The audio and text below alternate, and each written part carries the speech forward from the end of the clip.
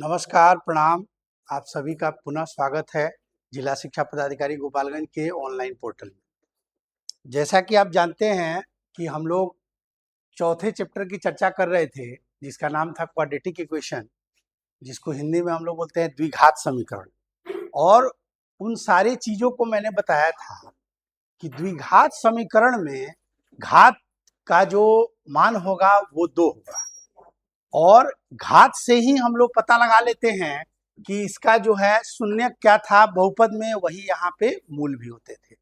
तो पिछले क्लास में मैंने चर्चा किया था कि गुणनखंड विधि से, पूर्ण वर्ग बनाकर विधि से और द्विघाती सूत्र विधि से, तीनों से सभी प्रश्नों को, जो भी द्विघात समीकरण के प्रश्न हैं, वो हल किए जा सकते हैं, और उसका हमने यहाँ सत्यापन भी किया था।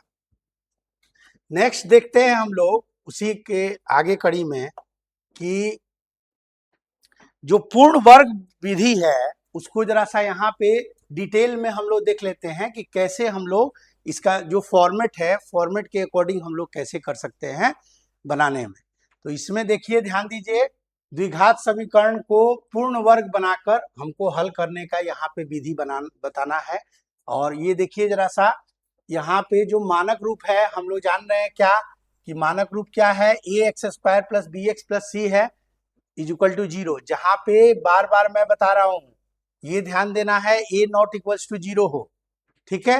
अब उसमें देखिए, फिर उसके बाद हम लोग जब पूर्ण वर्ग बनाने का जो हम लोग स्टेप्स देखते हैं, तो सबसे पहले क्या कह रहा है कि समीकरण को a x square plus b x plus c को के रूप में लिखे और दोनों पक्षों को ए से भाग देना है।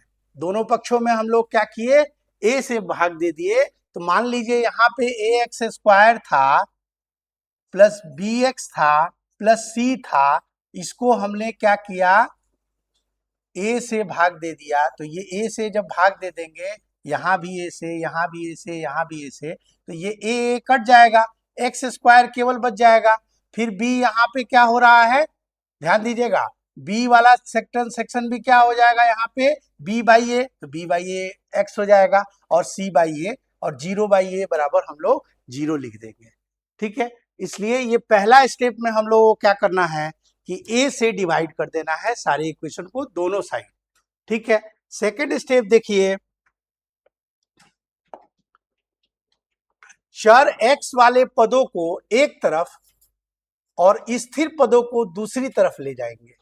यानी हम लोगों को क्या करना है, एक्स वाला जो चर वाला पद है उसको हम बाय साइड ही रहने देंगे, और जो कांस्टेंट वाला टर्म है, ठीक है, जो स्थिरांक स्थिर वाला टर्म है, उसको जो है उस पद को हम लोग राइट साइड में लेके चले जाएंगे। तो यहाँ पे क्या होगा, सी प्लस में है सी बाई ए, तो इधर जाएगा तो क्या आ जाएगा, माइनस सी बाई ए, जो कि यहाँ आपको दिखाया गया है, ठीक है। तो अब मेरा इक्वेशन क्या आ गया, x square plus b by a into x, अब is equal to minus c by a. तो हम क्या किए, फर्स्ट स्टेप में क्या किए थे, ए से सबको भाग दे दिए थे। दूसरे स्टेप में क्या किए हम, कि इसमें जो है स्थिर वाले कांस्टेंट टर्म को हम लोग राइट से उधर बराबर के उधर लेके चले गए, दाहिनी तरफ, ठीक है। उसके बाद क्या करना है, नेक्स्ट स्टेप है कि b बाई ए का आधा लेकर उसका वर्ग करें। तो b बाई ए का आधा अगर लेंगे तो b बाई ए, ध्यान दीजिएगा यहाँ b बाई ए ऑलरेडी है, तो इसका जब आधा करेंगे तो हमारा b बाई 2a हो जाएगा, इसका वर्ग कर देंगे हम लोग, ठीक है। नहीं समझ में आया, फिर बताते हैं, b बाई ए का आधा जब करेंगे तो क्या होगा बाबू, b बाई 2a हो जाएगा। इसका वर्ग करने के लिए बोल रहा है तो b बाई 2a का वर्ग हो जाएगा ऐसे, ठीक है। इसको जब सॉल्व करेंगे तो क्या आ जाएगा बाबू, b स्क्वायर बाई 2a है तो 4a स्क्वायर, जो कि आपको यहां दिखाया गया है, ठीक है। उसके बाद जो है, तो इस b square by 4a square आ गया। उसके बाद क्या करेंगे, बायां पक्ष पूर्ण वर्ग बनाकर बन जाएगा। ये क्या हो गया, अब x प्लस बी बाई ए का फॉर्मूला बन जाएगा, और इसको जो है स्क्वायर कर लेंगे। तो इसके बाद क्या करेंगे हम लोग, बी स्क्वायर बाई 4a² हो गया माइनस सी बाई ए, और दायां पक्ष को सरल कर लेंगे। इसके बाद हमारा जो फाइनल प्रोडक्ट आएगा, ये ध्यान दीजिएगा, यहाँ पे x प्लस बी बाई ए का होल स्क्वायर, इसका होल स्क्वायर बराबर यहाँ पे जब हम लोग सॉल्व करेंगे तो क्या आएगा, ध्यान दीजिए, यहाँ पे अगर हम लोग सॉल्व करेंगे दाहिने पक्ष को तो ये आ जाएगा हमारा 4a² एलसीएम ले लेंगे, और यहाँ पे क्या आ जाएगा, ये आपका हो जाएगा बी स्क्वायर का बी स्क्वायर रह जाएगा है, चूंकि यहाँ पे हम लोग एलसीएम 4a² ही लिए हैं, माइनस, और यहाँ पे क्या आ जाएगा, चूंकि सी है और यहाँ ए है तो 4a से गुना हो जाएगा 4ac। तो इस तरह से हमारा जो है दायां पक्ष सॉल्व होके b square minus 4ac by 4a² आ जाएगा, जो कि आपको यहाँ पे दिखाया गया है। अब इसमें क्या करेंगे, चूंकि स्क्वायर लेफ्ट साइड में है तो जान रहे हैं आप लोग भली भांति कि ये स्क्वायर जब राइट साइड में जाता है तो रूट वाला टर्म आ जाता है, तो यहाँ पे क्या करेंगे, root b square minus 4ac by, अब जब इसका रूट करेंगे हम, टोटल का रूट करेंगे तो ये वाला क्या टर्म रह जाएगा, root under b square minus 4ac और बाई, चूंकि 4a² है तो 2a बच जाएगा, ठीक है, जो कि यहां दिखाया गया है। उसके बाद क्या करेंगे, ध्यान दीजिए, तो हमारा क्या आ गया, यहाँ पे जब आ गया x plus b by 2a is equal to हो जाएगा मेरा, चूंकि रूट वाले टर्म में हम बोले हैं, जैसे मान लीजिए कि हम लोग रूट x जो करते हैं तो अगर जो भी वैल्यू आता है उसका प्लस माइनस में हम लोग जो है वैल्यू देते हैं, तो यहाँ पे क्या आ गया, plus minus root under b square minus 4ac by 2a, ठीक है। तो यहाँ पे जो कि आपको यहाँ स्पष्ट दिखाया गया है, प्लस माइनस दोनों में यहाँ आपको दिखाया गया है, और इसी से हम लोग x का वैल्यू क्या करेंगे, अब इसको b बाई 2a को इधर ले जाके माइनस कर लेंगे, और x बराबर मेरा फॉर्मूला क्या आ जाएगा, minus b plus minus root under b square minus 4ac बटा 2a। इस तरह से हम लोग पूर्ण वर्ग बनाकर किसी भी इक्वेशन को हल कर लेंगे। जैसा कि आप देखिए, ये तो आपको बता दिए स्टेप्स कैसे कैसे करने हैं, और यहाँ पे हम एग्जाम्पल में जरा सा समझा रहे हैं, जैसे 2x² plus 6x minus 5 is equal to 0 है, तो इसको क्या किए हम, सबसे पहले हमने बोला था यहाँ पे कि a से भाग देना है, तो ये यहाँ क्या है, a यहाँ 2 है, तो 2 से सब में भाग दे दिए, 2 से भाग देने के बाद मेरा क्या आ गया, ये वाला टर्म आ गया x² plus 3x minus 5 by 2 is equal to 0। उसके बाद क्या हो गया, इसके बाद सेकंड स्टेप मैंने क्या बताया था कि स्थिर पदों को क्या करेंगे, दाहिने साइड लेके जाएंगे, यानी कांस्टेंट टर्म को हम लोग उस साइड लेके चले जाएंगे दाहिने साइड में। तो यहाँ पे भी क्या किया गया है, ये 5/2 माइनस 5/2 को हम लोग जब दाहिने लेके आए हैं तो प्लस में आ गया है। उसके बाद क्या किए हैं, नेक्स्ट स्टेप में हम लोग बोले थे कि b बाई ए का आधा लेकर और उसका वर्ग कर देंगे, तो b बाई 2a का वर्ग ज्ञात करके और दोनों पक्षों में हम लोगों ने इसको जोड़ दिया, तो यहाँ पे क्या हो गया, b 3 है, यहाँ इक्वेशन में देख लीजिए, और a बराबर 1 है, तो इसके अनुसार क्या हो गया, b बाई 2a का होल स्क्वायर इक्वल टू 3/2 का होल स्क्वायर, यानी 9/4 आ गया, और इक्वेशन में क्या आ जाएगा, x² प्लस 3x 9/4, और ये चूंकि हम बोले थे कि ये वाला जो टर्म है, यहाँ पे हम लोगों ने क्या कहा है कि b बाई 2a का वर्ग ज्ञात करके दोनों पक्षों में जोड़ रहे हैं, तो दोनों पक्षों में जोड़ दिए, 9/4 दोनों में जोड़ दिए। उसके बाद क्या किए, बायां पक्ष पूर्ण वर्ग बन जाएगा, और बायां पक्ष ऑटोमेटिक यहाँ पे जो है क्या हो गया, अगर यहाँ पे ध्यान दे हम लोग, तो ये बायां पक्ष की बात करें तो यहाँ देखिएगा, ध्यान दीजिएगा, ये x का होल स्क्वायर, यहाँ ध्यान दीजिएगा, ये x का होल स्क्वायर हो गया, और ये -2 प्लस 2ab यानी 2 इंटू a क्या आ गया x, और b क्या है, b हमने माना है 9/4, तो 9/4 हो जाएगा। अब प्लस ये 3/2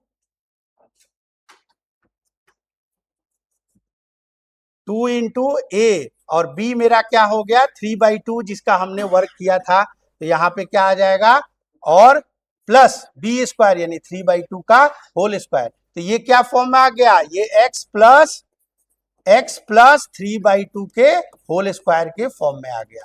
अब ये जो कि यहाँ पे आपको दिखाया गया है, और इसको फिर हल कर लेंगे और यहाँ पे हम लोग दो मूल प्राप्त कर लेंगे। तो इस तरह से हम लोग पूर्ण वर्ग बनाकर किसी भी इक्वेशन को, स्टैंडर्ड फॉर्म है उसको यूज कर सकते हैं। लेकिन यहां ध्यान दीजिएगा, मैंने यही प्रोसेस को बहुत इजी तरीके से आपको बताया था पिछला वाला स्लाइड्स में, उसको ज्यादा फॉलो करने का प्रयास कीजिएगा।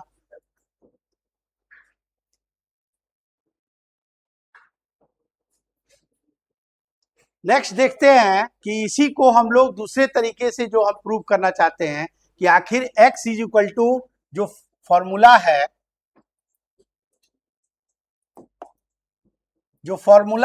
x is equal to minus b plus minus x is equal to minus b plus minus root under b square minus 4ac/2a, ये कहाँ से आया? अभी मैंने पूर्ण वर्ग विधि से बना के दिखाया है। और दूसरी विधि हम लोग इसको साबित करने के लिए, प्रूफ करने के लिए हम लोग क्या कर सकते हैं, यहाँ देखिए। नेक्स्ट हम लोग क्या कर सकते हैं, जैसे हम लोग जान रहे हैं क्या होता है बाबू, ax² plus bx plus c, ये हमारा फॉर्मेट है। इसमें हम लोग क्या करते हैं, सबसे पहले दोनों ओर 4 से गुना कर लेते हैं, तो क्या आ जाएगा, 4ax² plus 4bx plus 4a से गुना करते हैं तो a स्क्वायर हो जाएगा, और यहाँ 4abx हो जाएगा और 4ac हो जाएगा बराबर 0। ठीक है, दोनों तरफ हमने क्या कर दिया, दोनों तरफ क्या किए हम, बोलिए, 4a से गुना कर दिए हैं, 4a से गुना कर दिए। ठीक है, 4a से गुना कर दिए। अब क्या हो जाएगा बाबू, अब ये कांस्टेंट वाले टर्म को उधर लेके जा रहे हैं, तो 4a² x² plus 4abx is equal to हो गया माइनस 4ac। यहां तक समझ में आ गया। अब दोनों तरफ क्या करेंगे हम लोग, b² ऐड कर देंगे, 4a² x² प्लस 4abx, अब प्लस हम लोग b² ऐड कर देंगे इधर भी, और यहाँ पे माइनस 4ac और प्लस b² कर देंगे। तो यहाँ पे आपका देखिए, इसको क्या लिख सकते हैं, 2ax का होल स्क्वायर लिख सकते हैं, प्लस इसको क्या लिख सकते हैं, b का होल स्क्वायर लिख सकते हैं। तो 2ab हमको पता चल गया, a और b पता चल गया, तो 2ab 2 इंटू 2ax और b यानी इंटू b हो जाएगा।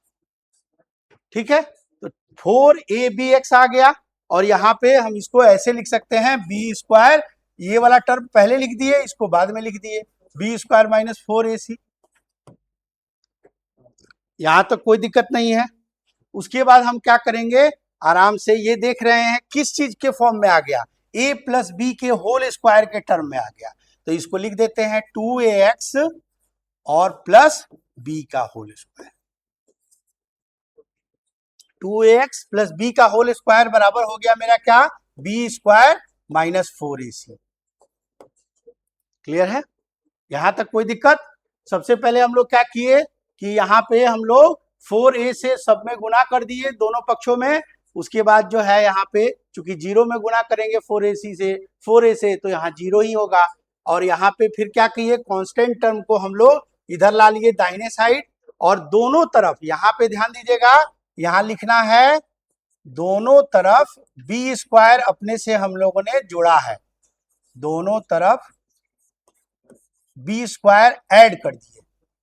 ठीक है, दोनों तरफ b² ऐड कर दिए, तो क्यों किए, इसलिए क्योंकि हमारा ये पूर्ण वर्ग आ जाए। पूर्ण वर्ग आने के लिए अब b² यहाँ लेफ्ट साइड है तो राइट साइड भी है, तो यानी दोनों कट जाएगा, कोई मतलब नहीं है। लेकिन हाँ, चूंकि हमको क्या करना था, पूर्ण वर्ग बना के हमको इसका वैल्यू निकालना था, इसीलिए यहाँ b² ले लिए। और यहाँ पे क्या किए, देखिए अब ये 2ax का होल स्क्वायर आ गया, और ये 2ab के टर्म में आ गया, ये b², तो ये प्लस b का होल स्क्वायर बराबर b² माइनस 4ac। तो अब क्या करेंगे, यहाँ पे 2ax प्लस b बराबर लिख सकते हैं root under b² minus 4ac, और ये प्लस माइनस दोनों में हो जाएगा। चूंकि रूट जब टर्म जाता है तो वो प्लस माइनस दोनों में हो जाता है। और यहाँ पे क्या करेंगे, 2ax इज इक्वल टू हम लोग लिख सकते हैं माइनस बी, ये b को उधर लेके चले गए, minus b plus minus root under b square minus 4ac। और उसके बाद जो है अब इससे हम लोग x का वैल्यू आसानी से यहाँ से निकाल लेंगे, minus b plus minus root under b square minus 4ac by 2a। अब ये 2a यहाँ पे था जो कि नीचे चला जाएगा तो 2a हो जाएगा, जो कि स्टैंडर्ड फॉर्मूला हम लोगों का क्वाड्रेटिक इक्वेशन का। हम लोगों ने दो मेथड यहाँ देखा और दोनों मेथड से इसको हम लोगों ने प्रूव कर दिया कि क्या होना चाहिए, x is equal to minus b plus minus root under b square minus 4ac होना चाहिए। ठीक है, तो ये जो चीजें हैं ये आपको इसका प्रूफ बहुत ज्यादा याद रखने की जरूरत नहीं है, केवल आप समझ लीजिए, जानकारी के लिए रखिए। क्योंकि इसका हम लोग सबसे पहले जितने भी फॉर्मूला है उसके एप्लीकेशन पे ध्यान देंगे हम लोग, क्योंकि अनुप्रयोग पे आधारित जो है प्रश्न आपको दिए जाएंगे कि आप इसका यूज करके कैसे प्रश्नों को, द्विघात समीकरण के प्रश्नों को हल कर पाते हैं। ठीक है, अब आते हैं, ध्यान दीजिए,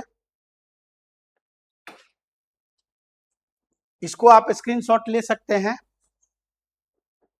और इसके बाद जो है अब आप कहिएगा कि सर ये तो समझ में आ रहा है, लेकिन आप जरा सा अभी तक जो बातें हुई, बार बार बात हो रही है कि द्विघात समीकरण, द्विघात समीकरण का हमारे जीवन में जो है क्या उपयोग है इसको भी बताया जाए।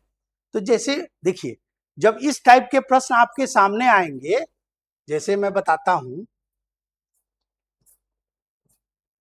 जैसे इस टाइप के प्रश्न आ गए, देखिए प्रश्न क्या कह रहा है कि एक आयताकार भूखंड का क्षेत्रफल 528 मीटर स्क्वायर है, क्षेत्र की लंबाई चौड़ाई के दुगुने से एक अधिक है, हमें भूखंड की लंबाई और चौड़ाई ज्ञात करनी है। तो देखिए कितना इंपॉर्टेंट रोल है इसमें द्विघात समीकरण का, कि यहाँ पे ना आपको लंबाई दिया हुआ है और ना ही चौड़ाई दिया हुआ है, केवल कंडीशन दिया हुआ है कि लंबाई जो है वो क्या है, चौड़ाई के 2 गुने से अधिक है। तो इस केस में हम लोग क्या करेंगे, देखिए कैसे हम लोग इसको सॉल्व करते हैं और तुरंत आसानी से हम लोग जो है इसको कैसे इसका हम लोग लंबाई और चौड़ाई निकालेंगे। तो सबसे पहले हम लोग क्या करेंगे, माना भूखंड की, आयताकार भूखंड की चौड़ाई हम मान लेंगे x। ठीक है, तो लंबाई क्या होगा बाबू, लंबाई ये हो जाएगा कि प्रश्न से क्या बोल रहा है, क्षेत्र की लंबाई चौड़ाई के 2 गुने से एक अधिक है, यानी 2 गुना क्या होगा, x का 2 गुना 2x हो जाएगा और एक अधिक है। तो यहां हम लोग को दो चीज पता चल गया कि भूखंड की चौड़ाई क्या हम लिए x और लंबाई क्या ले लिए 2x प्लस 1 ले लिए, क्योंकि बोला गया है ऑलरेडी कि चौड़ाई लंबाई जो है वो चौड़ाई के 2 गुने से एक अधिक है। यहां तक क्लियर।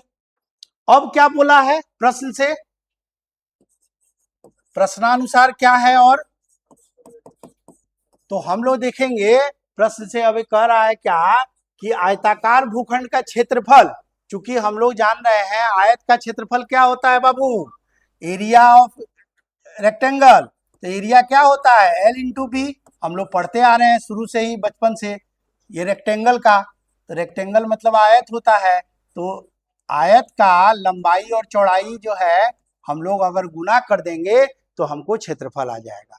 तो यहाँ पे हम लोग क्या कर रहे हैं, प्रश्नानुसार क्षेत्रफल दिया हुआ है, तो क्षेत्रफल बराबर हम लोग यहाँ पे जो है 528 दिया हुआ है, तो हम लोग क्या जानते हैं, क्षेत्रफल क्या होता है, लंबाई गुना चौड़ाई। तो अब क्या हो गया, लंबाई हम क्या माने थे बाबू 2x प्लस 1, तो 2x प्लस 1 हो जाएगा, और चौड़ाई क्या माने थे, हम x माने थे, तो x यहां रख देंगे तो 528 आ गया।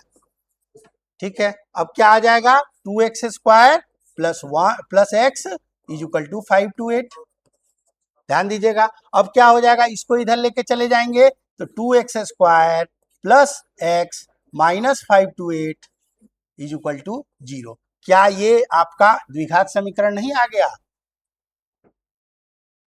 ये द्विघात समीकरण आ गया जो कि फॉर्म क्या है, a x square plus b x plus c के फॉर्म में आ गया।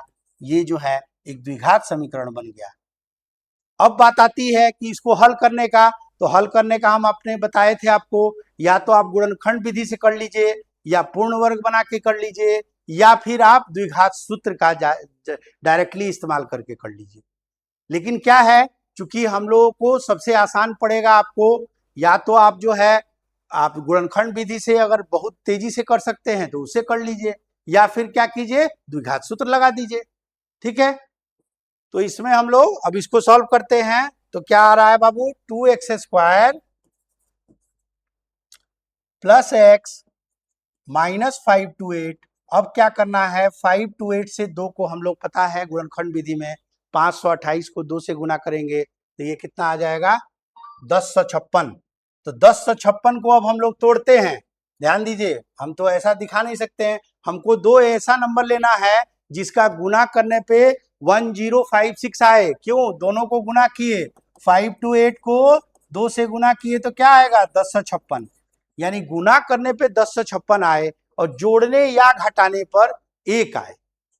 ठीक है, तो इस समस्या का हल कैसे कर सकते हैं, हम गुणनखंड विधि से भी कर सकते हैं और द्विघात सूत्र से भी कर सकते हैं। तो हम लोग पहले गुणनखंड विधि देखते हैं। यहाँ तो 1056 को हम लोग क्या कर रहे हैं, अब हम लोग तो जानते नहीं है एग्जैक्ट, तो हम लोग क्या करेंगे, गुणनखंड कर लेंगे 1056 का। 2 से किए तो 528 हो गया, फिर 2 से किए तो 200 कितना होगा, 2 1 6 हो जाएगा, 264 हो जाएगा। 2 1 गया 12 6, ठीक है। फिर इसको करेंगे 2 से तो 132 हो जाएगा, फिर 2 से करेंगे तो 6 दूना 12 और 1 6 दूना 66 आ गया, फिर 2 से करेंगे तो 33 आ गया। फिर क्या होगा, अब तो 2 से जाएगा नहीं, 3 से ही करना पड़ेगा, 11 आ गया। तो ये चीज आ गया। अब हमको ऐसा सोचना है कि भाई कौन सा एडजस्टमेंट इसमें, कौन सा मतलब अरेंजमेंट करें कि दो संख्याओं का गुणनफल करके, और वो जो है 1028 तो गुणनफल में हलाल में 1056 तो आएगा ही आएगा, लेकिन क्या है, जोड़ने या घटाने पे 1 आए। इसके लिए ध्यान दीजिएगा, यहाँ 11 तिया 33, अगर हम 2 दूना 4 दूना 8 8 दूना 16 16 दूना 32 ये वाला पेयर ले ले, इसको 2 दूना 4 4 दूना 8 8 दूना 16 16 दूना 32, और यहाँ 11 तिया 33, तो 33 और 32 में अगर ले लें तो 33 उसमें से अगर 32 घटाएंगे तो मेरा 1 आ जाएगा, यानी x आ जाएगा। आसानी से हम लोग जो है इसको कर सकेंगे। तो इस क्रम में हम लोग जरा सा देखते हैं, तो इसको जो है इसमें ध्यान दीजिए। तो इसको हम लोग क्या करेंगे, 2x माइनस 32x हो जाए। हाँ, टेक्निकल प्रॉब्लम की वजह से बच्चों जरा सा बीच में समस्या आ गई थी, फिर से हम लोग उसको रिज्यूम कर रहे हैं। जरा सा ध्यान दीजिए इस चीज को। हम लोगों को यहाँ पे हम लोगों ने बताया था कि इसका जो है भूखंड की लंबाई हम लोगों ने माना था कि 2x + 1 होगा और चौड़ाई x है, और उसके अनुसार जो है इस चीज को हल कर रहे थे हम लोग। इसके अनुसार देखिए ये इक्वेशन हमारा क्या आया था, 2x² + x - 5/8, और मैंने बोला था कि ये a और c वाला टर्म जो है दोनों को गुना करने पे 1056 आएगा, और उसको जो है हम लोग क्या करेंगे, अब हमको दो नंबर ऐसे सोचने हैं जिसमें कि हम लोग क्या करें, जोड़ने या घटाने पे 1 आ जाए और गुना करने पर हमारा 1056 आ जाए। तो इसके लिए हम लोगों ने यहाँ पे किया है, तो यहाँ पे 33 11 तिया 33, और यहाँ पे 2 दूना 4 4 दूना 8 8 दूना 16 16 दूना 32 32 और 33 का यहाँ पे हम लोगों ने पेयर बैठाया है। और इससे पता चला कि हम लोग 33 में से 32 घटा लेंगे तो 1 आ जाएगा x, और गुना करेंगे जब तो हमारा आसानी से ये जो है 1056 आ जाएगा। ठीक है, अब इसके अनुसार जो है हम लोग यहाँ 32 और 33 का रख दिए हैं, और यहाँ पे दो चीजें, यहाँ 2x कॉमन ले लिए तो x - 16, यहाँ 33 कॉमन ले लिए तो x - 16। तो यहाँ पे हमारा दो फैक्टर क्या आ गया, x - 16, और एक आ गया 2x + 33। तो ये चीज हम लोग जान रहे हैं ऑलरेडी कि ये इसका वैल्यू x का क्या आ जाएगा, x = 16 आएगा, और यहाँ x = क्या आ जाएगा, -33/2। तो चूंकि देखते हैं यहाँ कि लंबाई चौड़ाई जहां तक बात आती है इसमें तो माइनस वाला टर्म हम लोग लेना ही नहीं है, तो इसलिए ये जो है ये x का वैल्यू का हम लोग यहाँ पे कोई काउंटिंग नहीं होगा।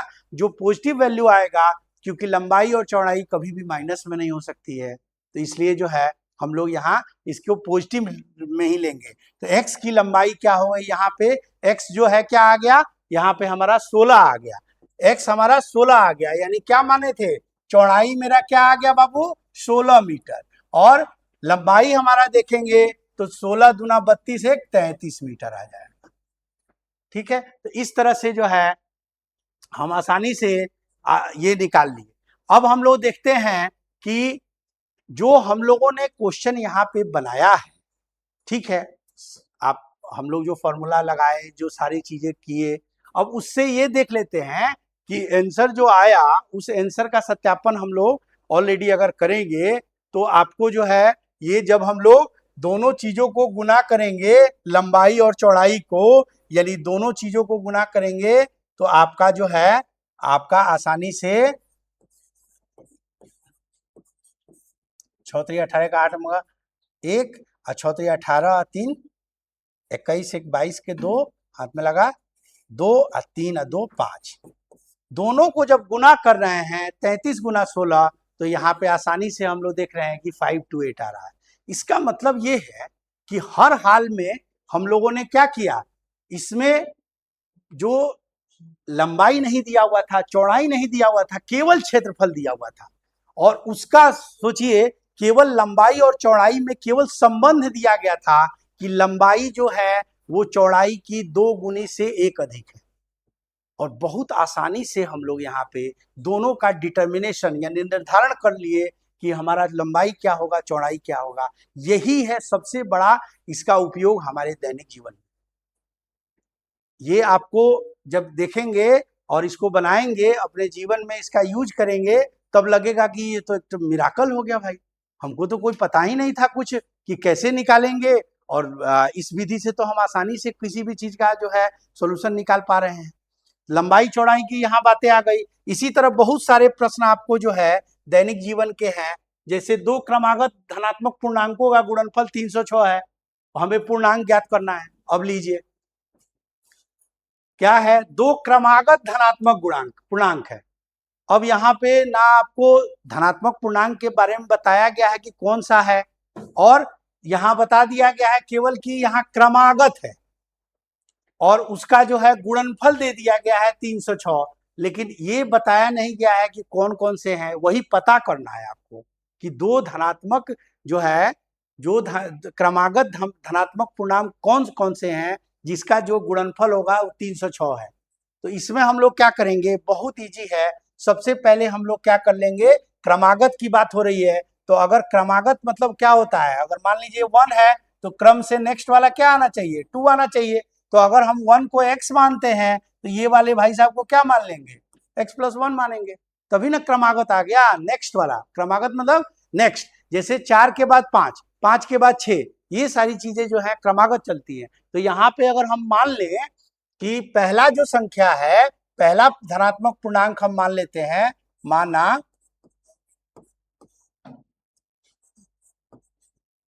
पहला धनात्मक पूर्णांक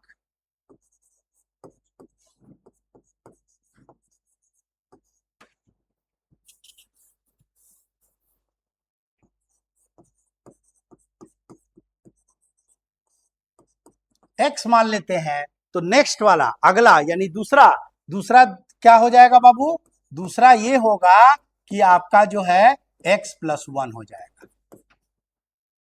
अब जो क्या हो गया, 2 क्रमागत धनात्मक पूर्णांक, तो हम धनात्मक पूर्णांक पहला x मान लिए हैं, तो दूसरा x+1 मान लिए। अब प्रश्न से अकॉर्डिंग टू क्वेश्चन, AQ भी लिखते हैं, प्रश्नानुसार भी लिखते हैं हम लोग, तो अकॉर्डिंग टू क्वेश्चन क्या हो गया बाबू, कह रहा है क्या कि दोनों का गुणनफल यानी पहला संख्या गुना दूसरा संख्या बराबर है आपका 306, बराबर क्या है 306। तो अब इसमें ध्यान दीजिएगा, अब ये एक क्वाड्रेटिक इक्वेशन के फॉर्म में आ जाएगा, x से गुना करेंगे इसमें और इसमें तो एक्स स्क्वायर आ जाएगा प्लस एक्स आ जाएगा बराबर 306, और इसको जो है x square plus x minus 306 बराबर 0। तो अब इससे जो है ये एक क्वाड्रेटिक इक्वेशन आ गया, क्योंकि यहाँ एक a x square plus b x plus c के फॉर्म में इसको हम लोग देख सकते हैं, इसीलिए ये क्या है, एक द्विघात समीकरण है। और इसको जब हम लोग हल कर लेंगे तो आसानी से दो क्रमागत धनात्मक पूर्णांकों का हम लोग यहाँ से निकाल सकते हैं। आसानी से आप गुणनखंड विधि यूज कर लीजिए, या आप जो है गुणनखंड से कर लीजिए, या फॉर्मूला से कर लीजिए। गुणनखंड विधि से यूज कर लीजिए या सूत्र से कीजिए, दोनों से आपका एक ही आंसर आएगा। सूत्र वाले में आप तो जान ही रहे हैं, सूत्र वाले में हम लोग क्या करेंगे, x is equal to minus b plus minus root under b square minus 4ac by 2a कर देंगे। तो ज्यादा आप प्रैक्टिस आप जो है गुणनखंड विधि से न करके आप ज्यादा प्रैक्टिस सूत्र से करेंगे, क्योंकि द्विघात समीकरण जो हम लोग चैप्टर पढ़ रहे हैं इसमें ज्यादा अनुप्रयोग हम लोग उसी का करेंगे, ताकि ये क्या हो जाए, हमारे आदतों में शामिल हो जाए कि जब भी हम द्विघात समीकरण का क्वेश्चन बनाने जाएं तो ऑटोमेटिक तुरंत आ जाए हमारे मैंने माइंड में ये चीज आ जाए कि हर हाल में हमको जो है x बराबर minus b plus minus root under b square minus 4ac by 2a से हम इसका हल निकाल पाएंगे, बहुत आसानी से निकाल पाते हैं। तो इसके बाद जो है और आगे देख सकते हैं,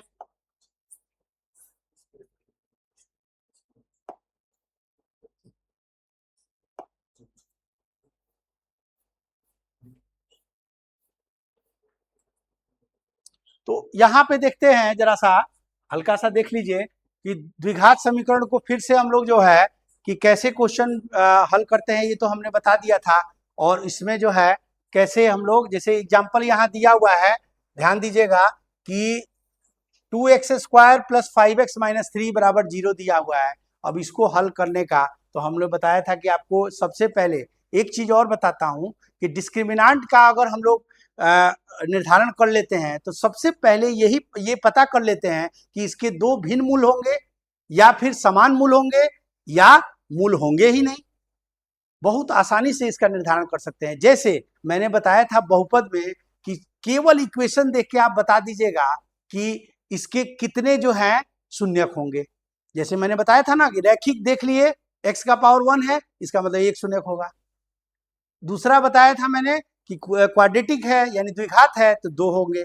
उसी तरह यहाँ भी आप यहाँ पे केवल d निकाल लीजिएगा, तो d निकाल के आप पता कर लीजिएगा आसानी से कि द्विघात समीकरण में कौन सा ऐसा जो है, ये पूरा प्रोसेस करने से पहले आप d निकाल के उसका आपका निर्धारण कर सकते हैं कि ये जो है इसका दो भिन्न मूल आएगा या वास्तविक मूल होगा ही नहीं। ठीक है, आइए एग्जांपल यहाँ लेते हैं, 2x square plus 5x minus 3 है, और इसको अब अगर हम करते हैं, ध्यान दीजिए,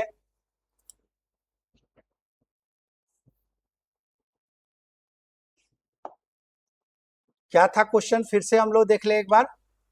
2x square plus 5x minus 3, 2x square plus 5x minus 3, ठीक है।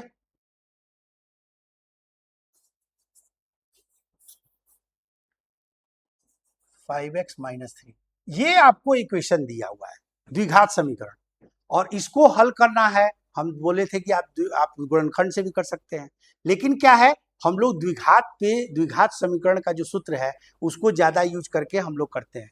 तो सबसे पहले यहाँ ए बी सी का निर्धारण कर ले रहे हैं। ए क्या है हमारे सामने बाबू, 2, बी क्या हो गया बाबू, ये वाला टर्म यानी 5, और सी क्या हो गया, -3। ये हमको इक्वेशन दिया हुआ है और यहाँ पे ए बी सी निकाल लिए। अब हम आसानी से, जैसा हम कहे थे कि आप डी अगर निकाल लेते हैं डिस्क्रिमिनांट, तो इससे पता चल जाता है कि इसके दो मूल होंगे भिन्न या समान होंगे या नहीं होंगे। अब देख लीजिए यहाँ पे डी निकालते हैं हम, बी स्क्वायर माइनस 4ac, ठीक है। तो डी क्या हो जाएगा, यहाँ देख लीजिए बी कितना है, 5 का स्क्वायर, अब -4 इंटू ए कितना है 2, और सी कितना है -3। तो ये क्या आ गया 25, और प्लस में आ जाएगा माइनस माइनस, 4 दूना 8, 8 3 का 24, ये क्या आ गया बाबू 49। तो अब देख रहे हैं कि ये डी का जो वैल्यू है ये डी का वैल्यू क्या आ रहा है, ग्रेटर देन 0 है। इसका मतलब हर हाल में इसके दो मूल होंगे। पहला मूल यहाँ आएगा फर्स्ट रूट, है ना, और ये सेकंड रूट जो है यहाँ पे दो मूल यहाँ पे आपको हर हाल में प्राप्त होंगे। और दो मूल जो प्राप्त होंगे वो भिन्न भिन्न मूल होंगे। आपको ये भी मैंने बताया था कि ग्रेटर देन 0 होगा तो दो भिन्न भिन्न मूल होंगे। अब इसको जरा सा इसी फॉर्मूला से हम लोग देख लें कि भाई आप सर बता रहे हैं दो भिन्न भिन्न मूल, तो जरा सा बता भी दीजिए कि कैसे होंगे। तो जरा सा देखिए यहाँ, अब यहाँ हम लोग फॉर्मूला क्या जानते हैं बाबू, x बराबर minus b plus minus root under b square minus 4ac by 2a। तो अब यहाँ पे रखते हैं माइनस बी यानी -5 हो जाएगा, और प्लस माइनस, चूंकि बी स्क्वायर माइनस 4ac का मान हम लोग ऑलरेडी यहाँ 49 निकाल चुके हैं, तो केवल यहाँ पे हम रख देंगे root under 49 by 2a। 2 into a कितना है बाबू, 2। तो ये क्या आ जाएगा आपका, यहाँ पे देखेंगे -5 प्लस माइनस, अब रूट आपका जो है 49 का कितना हो जाएगा 7, अब बाई हो जाएगा 4। तो पहला अगर हम देखें तो फर्स्ट वाले में x एक x का वैल्यू होगा -5 प्लस 7 बाई 4, और एक x का वैल्यू हो जाएगा -5 माइनस 7 बाई 4। तो अब इस अनुसार अगर देखेंगे तो कितना आ जाएगा, तो ये हो जाएगा आपका 2 बाई, यानी क्या हो जाएगा 2/4 आ जाएगा बाबू, कहे कि 7 में से 5 जाएगा तो 2, और यहाँ 4 रह गया तो ये कट के क्या आ जाएगा 1/2।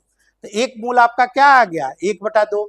दूसरा मूल अगर देखते हैं तो 7 5 12 -12/4, यानी क्या आ गया बाबू -3। तो यानी दूसरा मूल क्या हो गया, एक x बराबर 1/2 और दूसरा x बराबर -3। तो ये चीज आपके सामने आ गया। इससे आप आसानी से जो है पहले ही अगर हम निर्धारण कर लेंगे डी का, तो इससे हमको क्या हो जाएगा, बहुत बड़े कैलकुलेशन से बच जाएंगे। और आसानी से जब डी निकल गया यहाँ पे तो केवल ले आके पुट कर देना है, पुट करके हम लोग जो है सारी चीजें यहाँ पे ज्ञात कर लेंगे। और यहाँ दो मूल हमारा जो है, बोले थे कि दो मूल, और दोनों मूल देख रहे हैं आप, एक खासियत देख रहे हैं कि नहीं, समान नहीं है, भिन्न भिन्न है। तो भिन्न मूल ज्ञात हो जाता है जब, तो हम आसानी से इसको कर लेंगे।